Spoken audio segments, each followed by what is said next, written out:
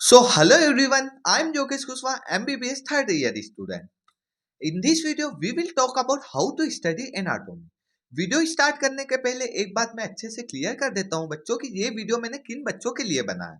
Category 1 जिन्होंने अभी तक स्टार्ट नहीं किया है पढ़ना, कैटेगरी 2 जिनको सिर्फ पास होना है, कैटेगरी 3 जिन्होंने स्टार्ट कर दिया लेकिन समझ में नहीं आ रहा है कि पास कैसे होना है, और कैटेगरी 4 जिनको अच्छे नंबर से पास होना है। अगर आप वो स्टूडेंट हो जिसको यूनिवर्सिटी में टॉप करना है तो this video is not literally for you. आपके लिए ये वीडियो नहीं है। आपको एक गाइड करना चाहूंगा कि आप आपके जो करंट सीनियर है, आपके जो 20 बैच वाले सीनियर है, 23 वाले सीनियर है, जिन्होंने एग्जाम में टॉप किया है, जाके उनसे पर्सनली गाइडेंस लीजिए। वो अच्छे से बता पाएंगे as compared to me, because I am the average student in my college, जहां पे मैं हमेशा बॉर्डर लाइन पे कभी नहीं पास हुआ, ना कि मैंने कभी यूनिवर्सिटी में टॉप किया। आई एम द एवरेज स्टूडेंट, तो मैं उसके ही हिसाब से आपको गाइड कर पाऊंगा कि आपकी सप्ली भी नहीं आए और आप एक अच्छे नंबर से पास हो जाओ, एक रिस्पेक्टफुल नंबर से पास हो जाओ। और जो आपके सीनियर है वो आपको बेटर जानते हैं कि आपकी यूनिवर्सिटी में क्या पूछते हैं, तो वो और ज्यादा अच्छे से आपको एडवाइस कर पाएंगे टॉप करने के लिए। अब वीडियो स्टार्ट करते हैं ज्यादा टाइम पास ना करके।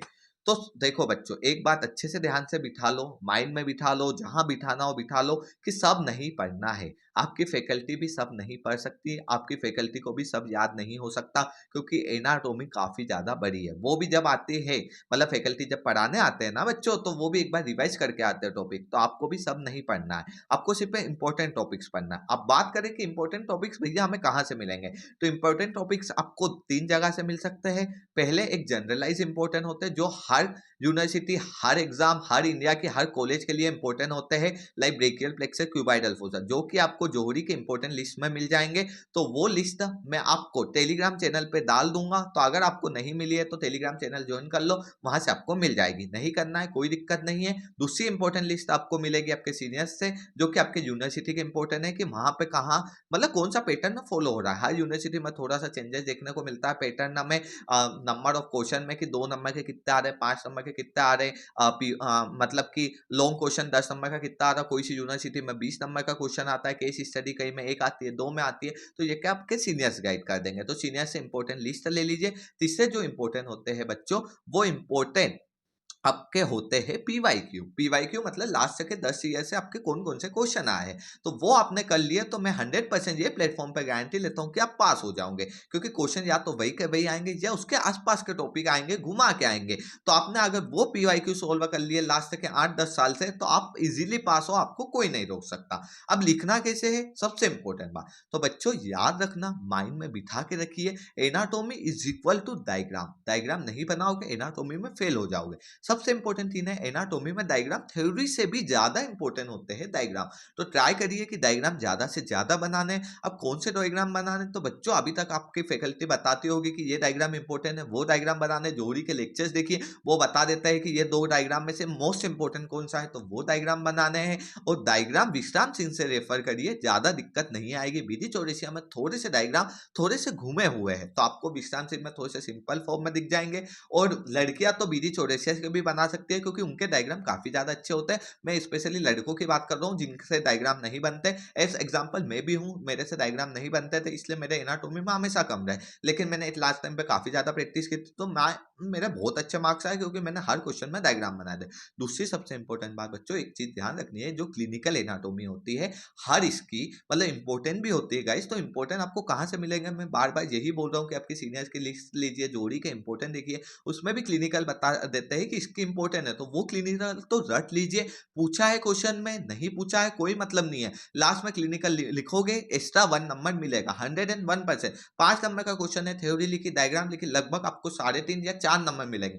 लेकिन आपने अगर क्लिनिकल लिख दी तो या तो 4.5 या तो 5 मिलेंगे, ये 100% गारंटी लेता हूं। तो आपको किन चीजों का ध्यान रखना, थ्योरी हर बच्चा पढ़ रहा है, आपको एडिशनल बोनस कहां मिल सकता है, एक डायग्राम और एक क्लिनिकल। तो डायग्राम बनानी है, क्लिनिकल लिखनी है, ये चीजों का ध्यान रखिए। और थ्योरी तो आपको लिखनी है। अब इंपॉर्टेंट बात यह आ जाती है कि हमको थ्योरी पढ़नी कितनी है। तो बच्चों आप जब इंपॉर्टेंट लिस्ट लोगे तो आपको पता चलेगा कि ये शॉर्ट क्वेश्चन में पूछते हैं, 5 नंबर में पूछते हैं, 10 नंबर में पूछते हैं, मतलब लॉन्ग क्वेश्चन के लिए कौन सा इंपॉर्टेंट है, शॉर्ट क्वेश्चन के लिए कौन सा इंपॉर्टेंट है। तो आपको पता चल जाएगा कि इसके लिए हमें कितना पढ़ना है, लॉन्ग क्वेश्चन के लिए कितने ज्यादा पेज पढ़ना है। ऐसा नहीं है कि आप वो क्वेश्चन 5 नंबर में बार बार आ रहा है तो 2-3 पेज ही पढ़ना है, उसके लिए हमको पता चल रहा है हम 10 पेज पढ़ रहे हैं। और जो लॉन्ग क्वेश्चन में आ रहा है जिसके लिए हमें 6 से 7 पेज भरना है और हम उसके लिए नॉर्मल 2 नंबर का या 5 नंबर का पढ़ रहे हैं, तो ये गलतियां नहीं करोगे, इजीली पास हो जाओगे। ऐसा कुछ नहीं कि एनाटॉमी बहुत ज्यादा वो है। और नेक्स्ट वीडियो में मैं प्रैक्टिकल में बताऊंगा कि प्रैक्टिकल में पास कैसे होना है, कैसे जाना है, कैसे बिहेव करना है